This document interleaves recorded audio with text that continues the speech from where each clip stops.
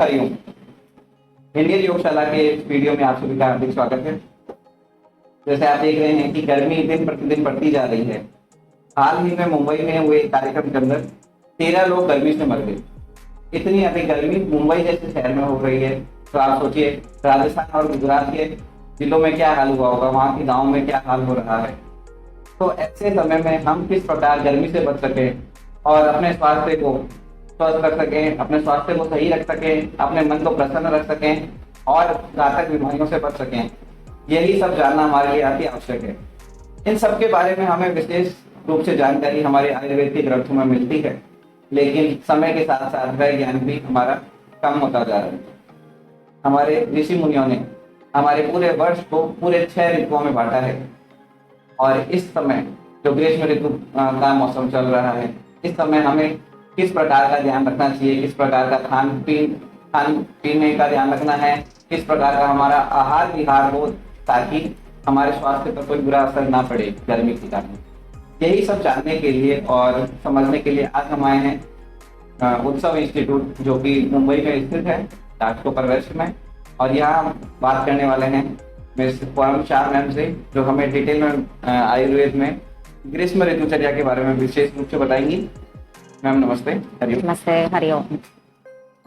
Ma'am, हम जानना चाहेंगे कि ये जो इतनी गर्मी पड़ रही है, इस मौसम में हम अपना ध्यान किस तरह से रखें, हमारी जो दर्शक हैं इस मौसम के अंदर भी स्वस्थ रह सकें और बीमारियों का सामना ना करना पड़े, लू जैसी गंभीर समस्या हमारे को ना झेलनी पड़े, इसके बारे में आपका मार्गदर्शन चाहिए।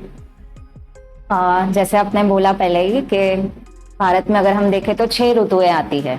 ओके, सो जनरली हम लोग को बहुत सारी ऐसी बेसिक चीजें हैं जो कि ऋतु के अनुसार हमारे लाइफस्टाइल या हमारे जीवन को परिवर्तन करना, उसमें आहार विहार का चेंज करना, तो ये सब चीजें हमको नहीं पता होती। तो अगर सिर्फ हम लोग ये बेसिक जानकारी ले लेके कौन सी ऋतु है, कौन से ऋतु में क्या करना है क्या नहीं करना है, उसका अप्रोक्स ड्यूरेशन क्या होता है, तो यही सब हम लोग डिस्कस करेंगे। तो जैसे अगर हम लोग भारत की बात करें तो winter, summer and monsoon. Okay, तो जो ठंडी की मौसम है उसकी 2 ऋतुएं आती है, हेमंत और शिशिर। उसके बाद जो गर्मी की सीजन है उसमें 2 ऋतु आती है, वसंत और ग्रीष्म। एंड जो बारिश के मौसम है उसमें 2 ऋतु आती है, वर्षा और शरद। ऐसे 6 ऋतुएं भारत में लगती है। एंड हर एक ऋतु का अपना ये होता है कि आप उसमें कोई ऋतु में जो बदलाव खान पीन होते हैं उससे जो बदलाव आते हैं, अगेन उसके असर दूसरे ऋतु पे भी होते हैं। ओके, सो जैसे कि अभी जस्ट वसंत ऋतु कंप्लीट हुई है, तो वसंत ऋतु में ऐसे है कि बिकॉज अचानक से गर्मी बढ़ जाती है, इसकी वजह से हमारे शरीर का जो कफ था वो निकलने लगता है, मेल्ट होने लगता है। एंड कफ रिलेटेड प्रॉब्लम वसंत ऋतु में होते हैं। सो अभी जस्ट वसंत ऋतु कंप्लीट हुई है, जिसकी वजह से हमारे शरीर में जो कफ था उसका मतलब ओवरऑल कम हो जाता है, वसंत ऋतु में प्रकोप होके वो निकल जाता है। एंड जैसे अभी गर्मी बढ़ रही है, ग्रीष्म ऋतु शुरू हुई है, तो ग्रीष्म ऋतु का मेन है कि बिकॉज इतनी गर्मी है उसकी वजह से हमारे अंदर जो कफ का जो मात्रा है वो ओवरऑल डिक्रीज होने लगता है, कम होने लगता है। ओके, बट इसके साथ साथ ही कफ कम होने के साथ ही जो वायु है, जो वात है, वो हमारे शरीर में जमा होना शुरू हो जाता है, क्योंकि बहुत गर्मी है। इसलिए हमको क्या बेसिक ध्यान में रखना है ग्रीष्म ऋतु के लिए, तो सबसे पहला तो ये है कि अगर हम डूज की बात करें या उसको पथ्य बोलते हैं कि क्या हमको करना है। बिकॉज इतनी गर्मी है और शरीर में डिहाइड्रेशन हो सकता है, तो आप देखेंगे कि मौसम के हिसाब से कुदरत में वही टाइम पे वैसे फल और वैसे सब्जियां अवेलेबल होती है। ओके, सो हमको ये सीजन में ऑलरेडी कुदरत में जो भरपूर ऐसी चीजें हैं जिसमें ज्यादा प्रवाही की मात्रा है, जो ज्यादा मधुर रस मतलब मीठे रस वाले हैं, ओके, वो ज्यादा अच्छे हैं ये सीजन के लिए। सो उसमें कलिंगर आ गया, सेब, आम आ गया, काली द्राक्ष है, दाड़म है, खजूर है, ओके, देन गुलकंद है। ये सभी चीजें हम ये सीजन में ज्यादा ले सकते हैं, जो हमको पानी की मात्रा भी बढ़ाएगा शरीर में, ये गर्मी से भी बचाएगा।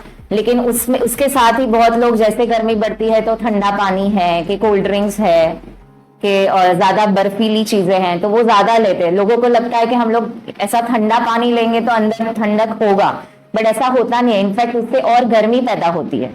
ओके उससे और अंदर हीट पैदा होती है, वो it is not naturally cooling, क्योंकि जो हर एक जो द्रव्य होते हैं उसका एक गुण होता है कि वो शीत गुण होता है या उष्ण गुण होता है। तो वैसे ही जितनी हम लोग बर्फ वाली जो ठंडी चीजें ले रहे हैं हमको लग रहा है, बट वो एक्चुअली हमारे अंदर जाके वो और गर्मी बढ़ाता है। तो हमको ऐसी चीजों का उपयोग करना है जो ज्यादा प्रवाही हो, ज्यादा मधुर रस वाला, क्योंकि मधुर रस है तो ये भी हमारे शरीर में जो ये अभी जो वायु बढ़ेगा उसको भी कम बनाएगा, ज्यादा बढ़ेगा नहीं। सो मधुर रस वाली चीजें हैं। एंड उसके साथ साथ जिसका खुद का गुण शीत है, जो ठंडे प्रकृति के हैं, तो वैसे ले सकते हैं। जैसे सब्जा है, दूध है, काली द्राक्ष है, तो वो सब भी उसका भिगो के रस ले सकते हैं।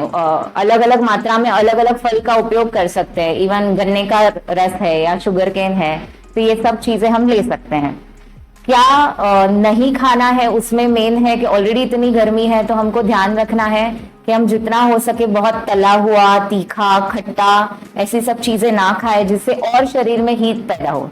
क्योंकि आजकल का अगर हम लोग रेगुलर फूड देखते हैं तो उसमें ज्यादा मसालेदार या ज्यादा तला हुआ, स्पाइसी, तो ये सब ज्यादा होता है जिससे हमारे शरीर में हीट ज्यादा बढ़ती है। ओके ओवरऑल एसिडिटी है या गर्मी लगना, लू लगना, एंड ये गर्मी की वजह से भी बहुत सारे डिजीजेस होते हैं। ओके अगर ये सीजन में फीवर आता है तो ये बिकॉज ऑफ दिस सीजन का इफेक्ट। ओके तो हर सीजन का फीवर भी उसके मतलब जो बुखार आता है वो उस सीजन में जो परिवर्तन होते हैं उसके हिसाब से होता है। तो हमको ये बेसिक फूड का फॉलो करना है कि जो भी नेचर में अवेलेबल है, अभी जो उगता है, ओके जहां पे हम रहते हैं, तो वो हमको ज्यादा यूज करना है। ऐसे नहीं कि बाहर कहाँ पे कोई प्रदेश में कुछ चीजें उग रही है बट वो हम लेके आते हैं और उसको हम लोग यूज करते हैं, तो ऐसा हमको नहीं करना है। देन सेकेंड है कि अगर हम लाइफस्टाइल की बात करें तो ये सीजन में हमको ट्राई करना है, एक तो ग्रीष्म ऋतु की लाइफस्टाइल का मेन ये है कि हमको ऐसा लगता है कि हम 365 डेज सेम चीजें करते हैं, तो हमको ऐसा लगता है कि ये सीजन में भी हम सनलाइट ले सकते हैं, धूप में घूम सकते हैं, बट ये चीजें ग्रीष्म ऋतु के लिए जरा भी मतलब कह नहीं सकते कि ये करना चाहिए, क्योंकि ग्रीष्म ऋतु में सूरज का इतना प्रखर ताप होने की वजह से ये अपथ्य में आता है कि ग्रीष्म ऋतु में हम जितना हो सके सूरज की किरणों से बचे, मतलब ज्यादा ऐसे सनलाइट में ना घूमे या दोपहर में हम लोग घूमे ना, धूप में ज्यादा ना घूमे। इनफैक्ट ऐसे है कि ज्यादा हम ठंडी जगहों में रहें, जहां पे नेचुरली कूलिंग हो वैसी जगहों में रहें। ओके उसके बाद अगर हम लोग कपड़ों की बात करें तो आजकल सभी लोग कपड़े भी सबके ज्यादा सिंथेटिक हो गए हैं, तो जितना हो सके हम कॉटन के कपड़े हैं या सफेद वस्त्र परिधान करें। देन जो बेसिक हम घर पे कर सकते हैं, जैसे कि अगर गर्मी है तो हम एक नॉर्मल टॉवल को गीला करके पेट पे रख सकते हैं, गले पे रख सकते हैं, आंखों पे रख सकते हैं। ये सब हमारे गर्मी के एरियाज हैं। इवन आंखों में भी जलन होना, ये सब तो आंखों पे रख सकते हैं, नॉर्मल पानी में भिगो के हम रख सकते हैं। देन सेकेंड है कि चंदन का पेस्ट हम लगा सकते हैं, जहां पे भी ऐसी गर्मी हो रही है चंदन का शरबत ले सकते हैं। देन जब भी हम नहाते हैं तो वो पानी भी मतलब नहाने के टाइम जनरली हम लोग सब सोप या रेगुलर हर टाइम वही वाटर यूज करते हैं, बट नहाने के टाइम हम ट्राई करें कि हम बहुत ही गर्म पानी ये सीजन में ना इस्तेमाल करें और नॉर्मल टेम्परेचर वाला, जैसे जिसको कंफर्टेबल है, बट नॉर्मल टेम्परेचर वाला या टैप वाटर यूज करें। फिर उसमें भी हम ऐसे द्रव्य यूज करें नहाने के टाइम जो हमारी शरीर की गर्मी को कम करे। मतलब सोप जनरली मेजोरिटी यूज करते हैं, बट आयुर्वेद में ऊर्ध्वर्तन का कॉन्सेप्ट है, या अलग अलग जो पाउडर्स हैं, जैसे मुल्तानी मिट्टी है तो ये सीजन में वो भी कूलिंग है, उससे नहा सकते हैं। ओके फिर हम लोग पानी में भी ऐसे जैसे कि मोगरे की पत्तियां हैं या गुलाब की पत्तियां हैं जो हमारे शरीर को नेचुरली कूलिंग करते हैं, तो वैसे द्रव्य यूज कर सकते हैं नहाने के टाइम। सो ये सब दिनचर्या भी आता है कि हम डेली रूटीन में भी क्या कर रहे हैं, तो वो भी हम सीजन के वाइज चेंज कर सकते हैं जिससे हम और फिट रह पाए। तो ये गर्मी में हमको ट्राई करना है। और एक इम्पॉर्टेंट चीज जो ग्रीष्म ऋतु का है कि ये एक ही सीजन है जिसमें दोपहर में सोना, जिसको दीवा स्वप्न बोलते हैं, ओके दीवा स्वप्न जो अलाउड है। बाकी की कोई सीजन में दोपहर में सोना अलाउड नहीं है। और इसमें भी क्यों अलाउड है, क्योंकि रातें छोटी होती है, बाहर बहुत गर्मी है, तो उसकी वजह से अगर दोपहर में एक नैप लेना है, सोना है तो सो सकते हैं, अदरवाइज बाकी की कोई सीजन में दोपहर में सोने का अलाउड नहीं है, क्योंकि दोपहर में अगर हम सोते हैं, ओके, हमको लगेगा कि क्या होगा, दोपहर में सो रहे हैं तो क्या हो गया, ओके, क्योंकि आजकल का लाइफस्टाइल कैसे है कि रात को लेट सोते हैं, सुबह लेट उठते हैं, या सुबह अगर जल्दी उठ गए तो फिर दोपहर में 2-3 घंटे सो जाते हैं। तो अगर दोपहर में सोएंगे तो हमारे शरीर में कफ की वृद्धि होती है, ओके। एंड सेकेंड है कि अगर रात को लेट तक जगते हैं तो शरीर में पित्त और वायु की वृद्धि होती है। बहुत बार ये बेसिक चीजें हैं जो हमको नहीं समझ में आती कि मेरे को ऐसे क्यों हो रहा है, मैं तो, मेरा तो खाना पीना ऐसा नहीं है, मैं ऐसे कोई चीजें नहीं ले रहा हूँ, बट इवन लाइफस्टाइल जो हमारी है उसमें भी अगर हमने परिवर्तन किए तो भी बहुत कुछ हमको फर्क दिखेगा। बहुत सारी चीजें थी जो हमने तो कभी सोची भी नहीं। हम भी इनमें से बहुत सारी चीजें जो आपने बताई है अब आगे फॉलो करने वाले हैं। एक चीज और जानना चाह रहा था कि जैसे बहुत से लोग होते हैं जो भाई पूरे साल योग आदि का रूटीन फॉलो करते हैं, उनका भाई सुबह सुबह सिस्टम रहता है कि हमें सूक्ष्म क्रिया की, उसके बाद में भाई 24 राउंड या 48 राउंड सूर्य नमस्कार करने ही है। तो इसी तरह का जो अपन हार्ड वर्कआउट बोलते हैं जिसको कुछ लोगों की आदत होती है कि 2 घंटा 3 घंटा जिम में पसीना बहाना ही है, तो वही रूटीन क्या गर्मी में भी फॉलो करना चाहिए? नहीं, आपने बराबर पॉइंट बोला कि और एक चीज जो इम्पोर्टेंट है जो ग्रीष्म ऋतु में नहीं करनी है, उसमें ये भी आता है कि कोई भी फॉर्म का ज्यादा एक्सर्शन नहीं करना है, ओके। सो जैसे हम एक्सरसाइज भी हर एक सीजन में हर एक लेवल का सेम मात्रा रखते हैं, तो वही है कि व्यायाम ये सीजन में सबसे कम होना चाहिए, क्योंकि कोई भी फॉर्म ऑफ एक्सर्शन, तो आपने जैसे बोला कि वो पर्टिकुलर नंबर ऑफ जो राउंड्स करते हैं, तो ये सीजन में हमको ध्यान रखना है कि हम ज्यादा व्यायाम भी ना करें, क्योंकि ज्यादा व्यायाम और एक्सर्शन करना भी ये सीजन में अपथ्य में आता है कि हमारे लिए वो अप्रोप्रिएट नहीं है। तो एंड उसके आगे वाली जो सीजन गई थी जहां पे वसंत ऋतु है कि कफ निकलने की ट्राई कर रहा है, तभी एक्चुअली हमको ज्यादा परिश्रम या ज्यादा व्यायाम करना है कि जिससे वो कफन निकल जाए। तो हर एक सीजन का आहार है, उसका व्यायाम है, उसका लाइफस्टाइल है, उसकी आपकी सुबह से लेके जीवन शैली है, वो सब भी वेरी करती है। जैसे कोई ऋतु में हमको गर्म सूरज की किरणें हमारे लिए या सूरज की रोशनी बहुत ही इंपॉर्टेंट है, कोई सीजन में हमारे लिए चंद्र की रोशनी ज्यादा इंपॉर्टेंट है। तो वैसे ही ये सीजन में हमको व्यायाम, दोपहर में मतलब बहुत एक्सर्शन, बाहर निकलना, ओके, एंड बहुत ही क्या बोलते हैं, बहुत ही परिश्रम वाली चीजें नहीं करनी है। जी बिल्कुल सही बताया। तो जो हम सूर्य नमस्कार के जो 24 राउंड कर रहे थे, तो इस मौसम में उन्हें कम कर दीजिए, 6 राउंड 8 राउंड तक लेकर आ जाइए। हमारे शरीर को स्वस्थ रखने के लिए, बलवान रखने के लिए 6 से 8 राउंड ही गर्मी के मौसम में बहुत है। इसे ये जो गर्मी का सीजन है इसे एक्सट्रैक्शन पीरियड भी बोलते हैं, जिसके अंदर जो सूर्य देव हैं वो धरती से और यहाँ की उपस्थित जितने भी जीव हैं उनकी पूरी एनर्जी अपने में खींच लेते हैं। तो अपनी एनर्जी को इस समय बचाना बहुत ज्यादा जरूरी है। मैम इसके अलावा आजकल एक और नया ट्रेंड चला है। पहले हम क्या करते थे कि भाई मौसमी डायरेक्ट खा ली, या मौसमी का जूस बना के पी लिया, कीवी खा ली, या कोई भी पपाया डायरेक्ट खा लिया। अभी एक नया ट्रेंड चला है कि नहीं भाई हमें स्मूदी चाहिए या शेक बना के पीना होता है। तो कई बार मैंने सुना है कि हाँ भाई आयुर्वेद के हिसाब से तो फल और दूध इनका दोनों का संगम नहीं होना चाहिए, दोनों को साथ में नहीं लेना चाहिए। लेकिन ये ट्रेंड आजकल इतना बढ़ गया है कि लोग तो पीते ही हैं, जिम जाने वाले भी पीते हैं, जिन्हें बॉडी बनानी है या अपने स्वास्थ्य का जिनको ध्यान रखना है, वो बूढ़े लोग भी पी रहे हैं। इसके अलावा बच्चों को भी कि हाँ भाई इनकी ग्रोथ प्रमोट हो, ऐसा बोलकर भी एज ए टॉनिक भी उन्हें डेली प्रिस्क्राइब दिया जा रहा है। तो इसके बारे में अगर आप कुछ बताना चाहें डिटेल में। यस, सो जैसे आयुर्वेद में एक विरुद्ध आहार का कॉन्सेप्ट आता है, ओके। सो ऐसे कॉम्बिनेशंस जो एक दूसरे से विपरीत हैं, ओके। तो ऐसे कॉम्बिनेशन में सिर्फ ऐसे नहीं है कि सिर्फ आहार या फूड आता है, तो एक दूसरे से विपरीत चीजों में बहुत सारी चीजें आती है, जो उसका हम थोड़ा देख लेते हैं। जैसे आपने अभी बोला कि दूध और कोई भी फल, ओके, तो उसमें भी अगर खट्टे फल हैं तो वो नहीं चलेंगे, और दूसरे भी फल है, तो दूध के साथ फल ऑपोजिट है। उसके बाद दूध के साथ नमक नहीं चलता है, दूध के साथ टमाटर है या कोई भी ऐसी खट्टी चीजें हैं, दही है, ओके। बहुत सारे रेसिपी में दूध और दही को मिक्स करके लिया जाता है, या दूध दही फल हर एक चीज मिक्स की जाती है, तो वो भी हमको ट्राई करना है कि हम वो भी अवॉइड करें। देन विरुद्ध आहार के कॉन्सेप्ट में और एक आता है कि गर्म और ठंडा मिक्स करना, ओके जैसे बहुत ही हमने ऐसे गरम गरम चीजें ली, जैसे कि ब्राउनी और सिजलिंग ब्राउनी और आइसक्रीम। ओके तो ऐसी चीजें जो एकदम विपरीत है अपने गुणों से, कि एक गर्म है और एक ठंडी है, तो वैसी चीजें भी अवॉइड करना है। एंड स्मूदी में बहुत बार देखा जाता है कि हम लोग बहुत सारी चीजें एक साथ डाल देते हैं।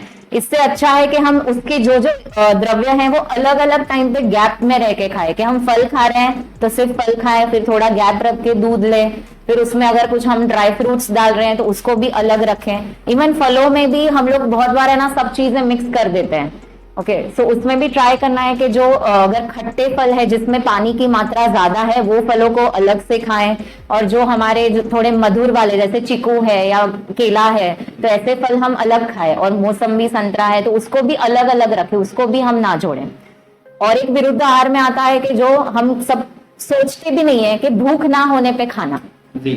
ओके कि हम लोग सबको बस हम घड़ी के कांटों को देख के खाते हैं कि बस अभी मेरा खाने का टाइम हो गया है तो हम लोग खा रहे हैं। तो ये भी विरुद्ध आहार है कि आपको भूख नहीं लगी है तो भी आप खा रहे हो, या भूख होने पर भी नहीं खा रहे हो। क्योंकि आजकल लोग इतने व्यस्त हैं अपने काम में कि भूख लगी है शरीर में से, मतलब बोले भूख है बट भी वो टाइम नहीं है, तो उसकी वजह से तो ये सब चीजें जो है जो बेसिक जो ऐसे भी विरुद्ध आहार है।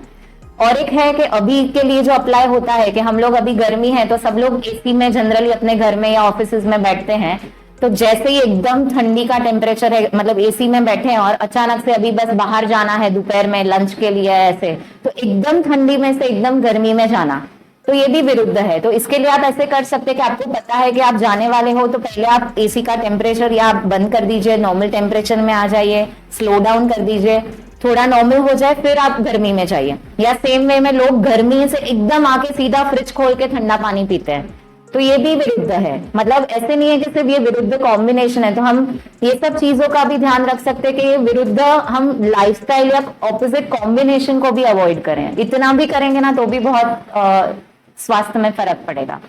जी बिल्कुल सही बोला। ये तो मतलब बहुत ही जानने की चीज है। हम छोटे बच्चों के स्वास्थ्य के साथ खिलवाड़ कर रहे हैं टॉनिक के नाम पर। यहाँ पे रोज सुबह सुबह शेक बना के पिला दिया, उसके अंदर फ्रूट पंच बना दिया, उसमें 3-4 तरह के खट्टे फल मीठे फल सब डाल दिए, उसके अंदर दूध भी मिक्स कर दिया कि यहाँ पे सारी एनर्जी बच्चे को एक साथ ही मिल जाएगी जिससे वो दिन भर दौड़ता रहेगा।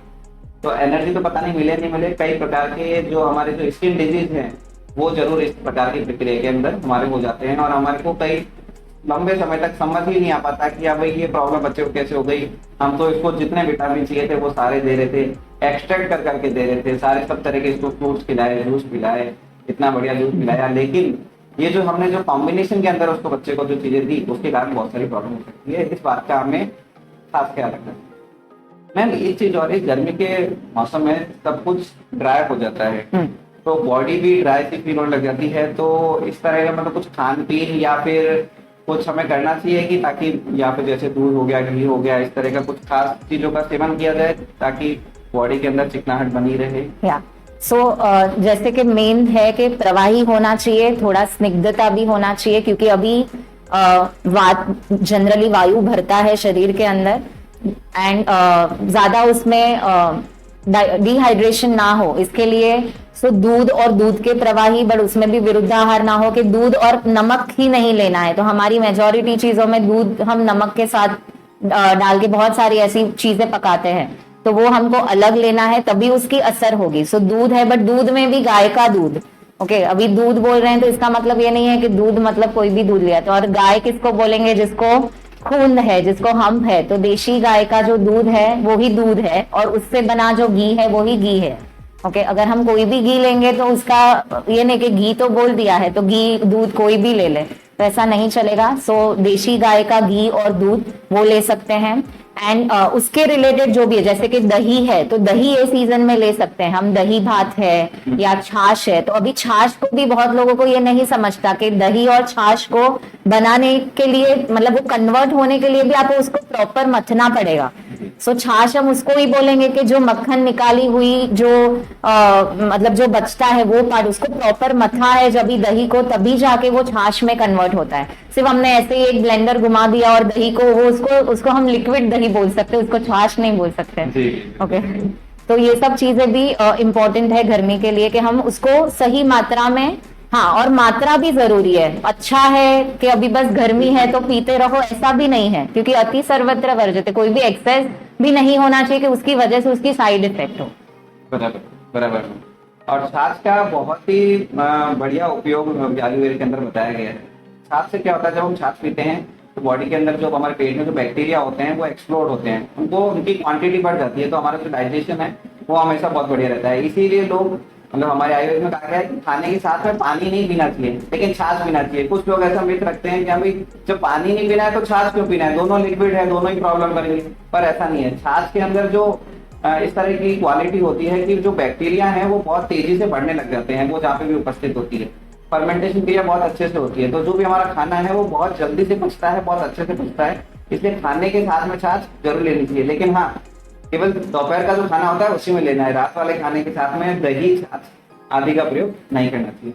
और मैं हमने बहुत बढ़िया बात बोली कि दही को घोट के आपने पी लिया, उसको छाछ मत बोलिएगा, वो घोटा हुआ दही है या फिर पानी मिलाया हुआ दही ही है। दही का छाछ तभी बनेगा जब आपने उसको वैदिक विधि से उसके अंदर से मक्खन निकाल लिया है, और उसके बाद में जब वो बाकी जो बचा पदार्थ है वही छाछ है, उसी छाछ का आपको सेवन करना चाहिए। बिल्कुल सही मैम। इसके अलावा मैम ने एक और बात बढ़िया बताई कि हाँ भाई चंदन आदि का लेप शरीर पर करना चाहिए। इतनी गर्मी है तो चंदन से हमारे शरीर को शीतलता मिलती है, तो चंदन का प्रयोग करें। रोज माथे पे चंदन का तिलक लगाएं ताकि शरीर में ठंडक बनी रहे। मैम मैंने आयुर्वेद में और भी कुछ बहुत बढ़िया चीजें पढ़ी यहाँ पे, मतलब एकदम काव्यात्मक तरीके से बताया गया है कि हाँ भाई आपको वो फूलों की मालाएं पहननी चाहिए सुगंधित, और चंदन आदि का लेप लगा के। गर्मी बहुत ज्यादा होती है तो बाहर नहीं निकलना, घर पे ही बैठ के पूजा पाठ या भक्ति भाव से आराम करना चाहिए। तो उसके बारे में बताएं कि किस प्रकार के फूलों आदि का मतलब घरों में प्रयोग करना चाहिए या किस प्रकार की मालाएं धारण करनी चाहिए। हाँ, सो एक्चुअली हम लोग ऐसे पूरा राजाशाही जैसा जी सकते हैं, बट हम लोग नहीं करते हैं। सो जनरली अगर हम लोग देखें, जैसे होली आती है तो कुदरत में पलाश के जो फूल है, ओके, वो भी आ जाते हैं जो नेचुरली कूलिंग है। ओके, फिर ऐसे द्रव्य हैं जो जैसे कि मोगरा है, गुलाब भी चैत्र ऋतु के जो गुलाब हैं, ओके, तो वो भी तभी नेचर मतलब कुदरत में हमको अवेलेबल होते हैं। तो इवन ये फूलों का भी इस्तेमाल आइदर हम उसको नहाने के साथ यूज करें या उसकी मालाएं पहन के धारण करें। ओके, जैसे आजकल बहुत कम लोग होंगे जो गजरा लगाते होंगे बालों में या ऐसी चीजें यूज करते होंगे, इवन मोतियों की माला। ओके, तो ये सब भी इतना बारीकाई से इस आयुर्वेद में इसका वर्णन है कि आप कौन सी जैसे कि ज्वेलरी हम लोग कभी सोचते ही नहीं है कि हमारे बर्तन या हमारी कुकिंग स्टाइल हम लोग कभी सोचते ही नहीं है कि सीजन वाइज चेंज होनी चाहिए।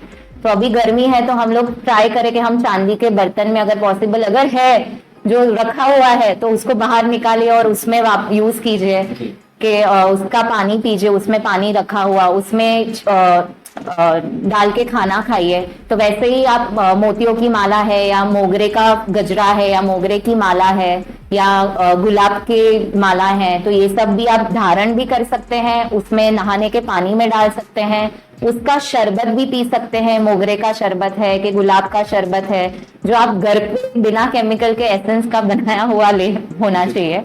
ओके, एंड गुलकंद भी बहुत अच्छी चीज है। जैसे आयुर्वेद में दिनचर्या में पान का सेवन आता है, ओके, सो उसमें भी अगर हम गुलकंद डाल के ले रहे हैं तो गुलकंद भी अच्छी चीज है। आप दूध में डाल के ले सकते हैं, पानी में डाल के ले सकते हैं, उसमें आप जो सब्जा डाल के ले सकते हैं, तो ये भी कूलिंग होगा।